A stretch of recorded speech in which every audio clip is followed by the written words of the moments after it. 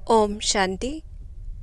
आज 2 दिसंबर 2022 की मुरली में बाबा ने हमें साइलेंस पे अटेंशन खिंचवाया है कि हमें साइलेंट में रह के एक बाप को याद करना है। तो जैसे बाबा ने कहा, हम किसके आगे बैठे हैं ये याद रहे हमें कि ये कोई गुरु गोसाई नहीं है, ये कोई ब्रह्मा विष्णु शंकर नहीं है।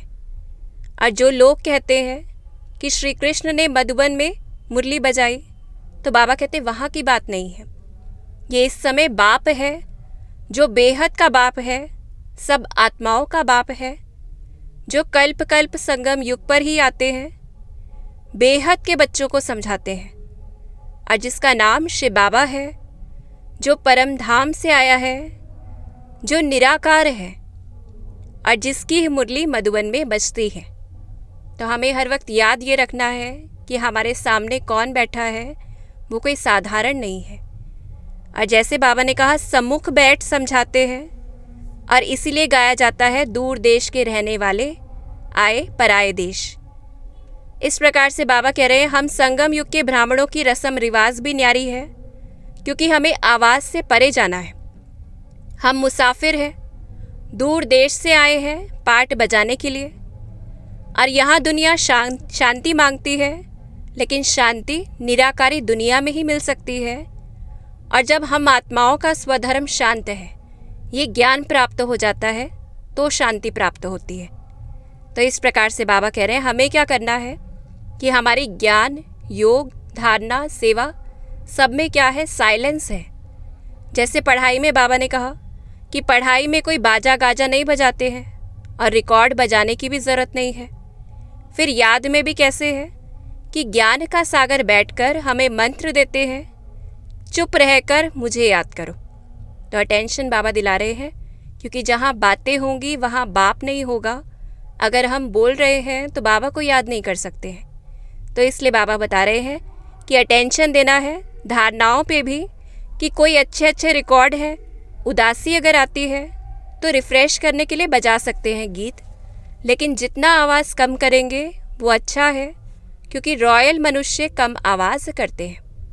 और जैसे बाबा ने कहा, हम ईश्वर के बच्चे हैं, तो बड़ी रॉयल्टी से और बहुत नशा होना चाहिए।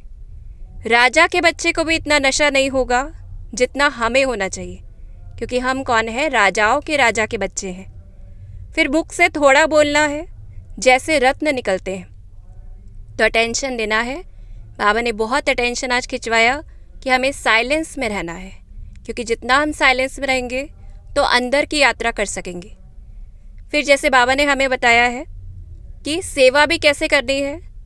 सेवा में भी क्या चाहिए कि चित्र सामने है तो उनके द्वारा समझा सकते हैं, चित्र नहीं हो तो भी समझा सकते हैं। इसमें गीत गाने या कविता आदि सुनाने की दरकार नहीं है। और इस समय हमें बाबा ने समझाया है जो चीज़ें, वो अब हमें दूसरों को भी समझानी है। और हम आवाज़ से परे जाते हैं तो साइलेंस पर बहुत अटेंशन देना है। फिर बाबा ने हमें सत्युग के नज़ारे दिखाए, तो हम उस सत्युगी दुनिया को बुद्धि से निहारें कि वो दुनिया कैसी है, जहाँ सब कुछ सस्ता है, जहाँ सबके पास अनाज आदि खूब रहता है, जिसे गोल्डन एज कहा जाता है। वहाँ सोने के सिक्के थे, जहाँ पे सोना ही सोना था, चांदी भी नहीं थी। बाबा कहते बाजार भी भभके की होगी कि हीरे जवाहरात क्या क्या पहने होंगे। तो ये ऐसे खेल चलता है, खेती बाड़ी भी बहुत होगी। तो जैसे बाप बेहद का है, तो वो दुनिया भी कैसी स्थापन करता है, जहाँ सब कुछ बेहद का है, कोई कमी नहीं है। फिर बाबा ने कहा, हम मुसाफिर हैं, तो याद रखना है हम मुसाफिर हैं, और जैसे हम हैं वैसे ही बाबा भी मुसाफिर है, जो सारी दुनिया को हसीन बनाने वाला है। और बाबा ने हमें मंत्र क्या दिया है, क्योंकि हम मुसाफिर हैं, जाना है, तो क्या पैकअप करेंगे। तो बाबा ने कहा, देही अभिमानी बनना है, देह के सब धर्म छोड़ने हैं जो हमने पकड़े हुए हैं अपनी अटैची में, कि हम हिंदू हैं, हम मुस्लिम हैं, या देह के दूसरे धर्म, हमारे ये प्रोफेशंस हैं, हम डॉक्टर हैं, हम लॉयर्स हैं। तो बाबा ने कहा ये वाली अटैची आगे काम नहीं करेगी। तो इसलिए हमारा असली देश वहाँ है, परम धाम है, हम वहाँ के रहने वाले हैं। हम भी मुसाफिर, बाबा ने क्या कहा कि वो भी मुसाफिर है और हम बच्चे भी मुसाफिर हैं, और अब खेल पूरा होता है, तो अब पैकअप का टाइम है, क्योंकि यहाँ बहुत दुख है। तो इस प्रकार से बाबा कह रहे हैं, जिसको राज्य पाना है वही योग में पूरा रहते हैं। तो हम अपनी चेकिंग कर सकते हैं कि जिसको राज्य पाना है वही योग में पूरा रहते हैं। कब्रिस्तान को बदल परिस्तान स्थापन करते हैं, तो इसलिए मुसाफिर बाप को और मुसाफिर बनकर याद करना है। फिर बाबा ने अंत में हमें वरदान दिया है और स्वमान दिया है कि हर समय एवर रेडी रहना है। परिस्थिति चाहे जो भी हो, चाहे कल भी विनाश आ जाए, तो ऐसे हम खुद से पूछें, क्या हम एवर रेडी हैं? कि बाबा कहे चलो बच्चे, तो क्या हम रेडी हैं? एवर रेडी का अर्थ बाबा ने कहा संपूर्ण, और वो संपूर्ण बनने के लिए क्या करना है? एक बाप दूसरा न कोई, ये तैयारी चाहिए। मन सदा एक की तरफ मन मना भव।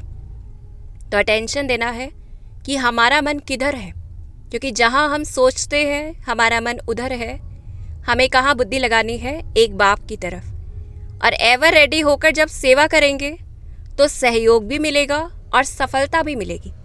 तो सफलता का बाबा ने शॉर्टकट बता दिया है कि जितना हम एवर रेडी होकर सेवा करेंगे तो सबका सहयोग भी मिलेगा और सफलता भी मिलेगी। फिर बाबा ने हमें स्वमान दिया है कि मैं हिम्मत के कदम आगे बढ़ा, बाप की 1000 गुना मदद के पात्र बनने वाली आत्मा हूँ। तो हमें क्या करना है? हिम्मत का कदम बढ़ाना है। बाबा तैयार है हमारे लिए 1000 गुना मदद देने के लिए। तो मैं हिम्मत के कदम आगे बढ़ा, बाप की 1000 गुना मदद के पात्र बनने वाली आत्मा हूँ। तो आज हम विशेष साइलेंस का अभ्यास करेंगे और एवर रेडी होकर रहेंगे। ओम शांति।